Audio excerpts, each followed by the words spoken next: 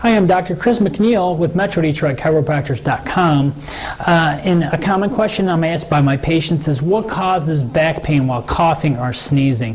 Now, what happens is, if you have a spinal problem, especially a disc problem, when you cough or sneeze, it increases the intraspinal, intradiscal pressure, and a already damaged bulging disc will even bulge out even more when you increase that pressure when you cough or sneeze. So that is what causes increased pain while coughing or sneezing.